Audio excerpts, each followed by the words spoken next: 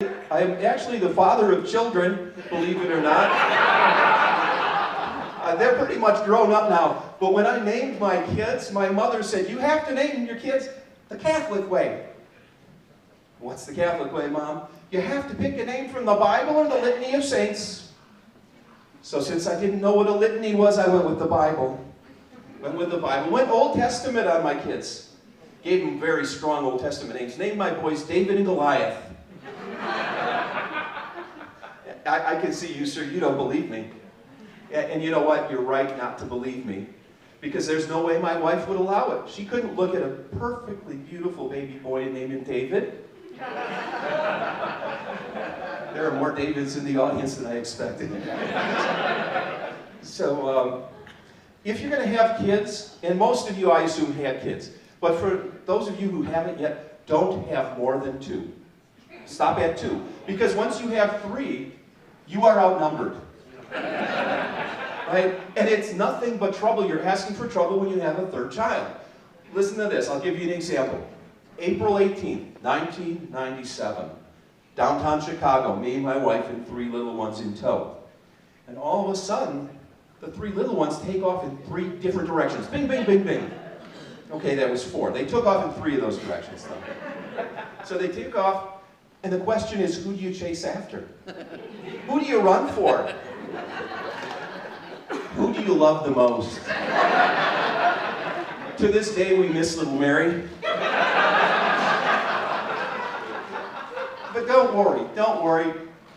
I only had 2 boys. Remember Paul and Goliath? No, we didn't name him David, we named him Paul. But Paul and Goliath were our 2 boys. Mary was my sister's kid we were watching that day, obviously not doing a spectacular job. But all things worked out. For some reason, my sister hasn't talked to me for 21 years. Might have something to do with her, well, me losing her child. Okay, that happens. Guys, I've also been married 31 years. This is where people clap. Okay. 31 years, same woman. And I found that about 15 years in, you run out of things to talk about. Right? I mean, you told your stories. Everybody knows each other's life story by that time, other than how was work, how are the kids. There's nothing more to talk about. But I wouldn't let that keep me from talking, right? Not at all. So I went to the internet. I've been going to the internet for years to look for articles that we could talk about. And I came across one a couple weeks ago. And it was one that was about a study that they did in England.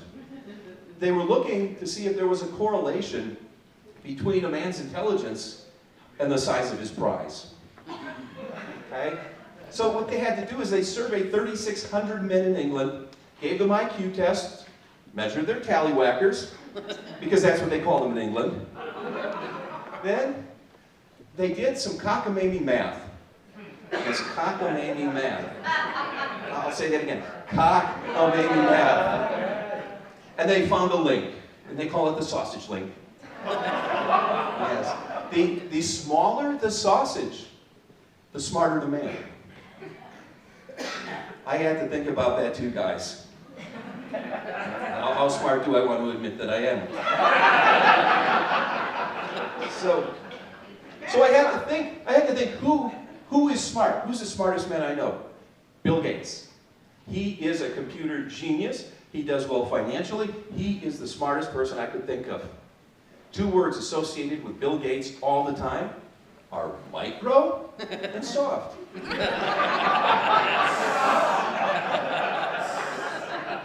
It's a good study, guys. And I took it to the next level with my wife. I said, honey, wouldn't it make all the sense in the world that the smaller a man's wiener, the smarter he is?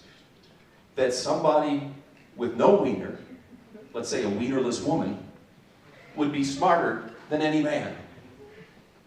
A woman would be smarter than any man. Ma'am, I see you're smiling. And my wife did the same thing. She smiled at that. She thought that was pretty accurate. But then she leans over, gives me a kiss on the cheek, and she whispers a little something in my ear. What she says to me is, honey, you have got to be the smartest man on the planet. Smart enough to know that really wasn't a compliment. Also smart enough to know that's all the time I have.